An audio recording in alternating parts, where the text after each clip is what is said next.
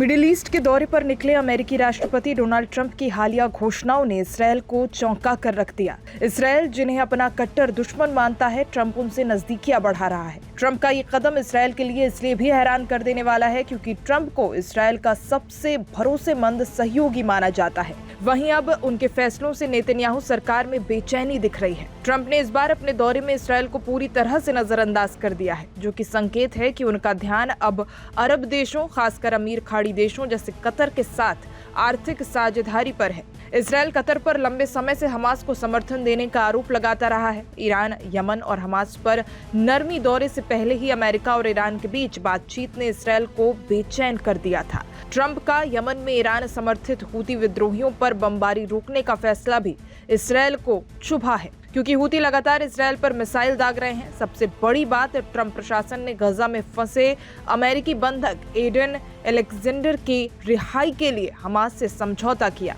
जिसे इसराइल एक आतंकी संगठन मानता है। इस पर भी इसराइल को अलग थलग ही रहना पड़ा। इसराइल से नाराज ट्रंप ने सीरिया पर लगे अमेरिकी प्रतिबंधों को हटाने का ऐलान भी कर दिया है, जिससे खाड़ी देशों को निवेश के रास्ते मिल जाएंगे। जबकि इसराइल सीरिया की नई सरकार को एक छिपा हुआ जिहादी शासन मानता है। प्रधानमंत्री बेंजामिन नेतन्याहू ने फिलहाल केवल एडन अलेक्जेंडर की रिहाई के लिए ट्रंप का धन्यवाद दिया, लेकिन अंदरूनी दबाव बढ़ रहा है। इसराइल पहले से ही गजा युद्ध को लेकर अंतर्राष्ट्रीय आलोचना झेल रहा है और सऊदी अरब से रिश्ते सुधारने की कोशिशें ठंडी पड़ी है। इजरायली अखबार इसराइल हायोम में टिप्पणीकार योआव लिमोर ने लिखा, मध्य पूर्व में नए समीकरण बन रहे हैं, समझौते हो रहे हैं और इसराइल सिर्फ एक दर्शक बना हुआ है। ट्रंप ने अपनी अरब नीति को इसराइल के हित में बताया है, लेकिन हकीकत यह है कि इस बार अमेरिका की अरब प्राथमिकताओं में इसराइल को कोने में खड़ा कर दिया गया है। बता दें कि 13 मई 2025 को सऊदी अरब के रियाद में अमेरिका के राष्ट्रपति डोनाल्ड ट्रंप और सीरिया के अंतरिम राष्ट्रपति फारूक अल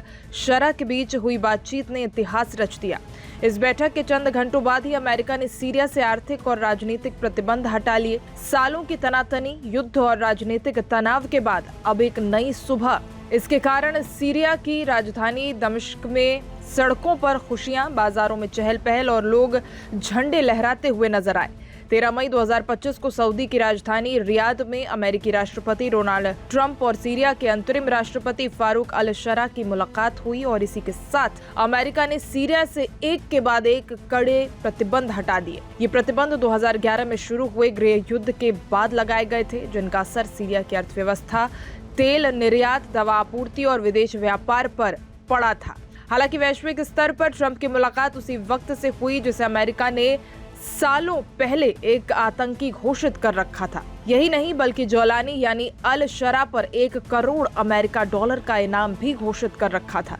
दरअसल अब सीरिया में सत्ता परिवर्तन के बाद अंतरिम सरकार में यही जौलानी अंतरिम राष्ट्रपति बने हैं। ऐसे में सऊदी में अचानक से हुई इस मुलाकात के बाद अब अमेरिका ने तेल, वित्तीय सेवाओं, दवाओं और पुनर्निर्माण से जुड़े सभी प्रमुख प्रतिबंध हटाने की घोषणा की है।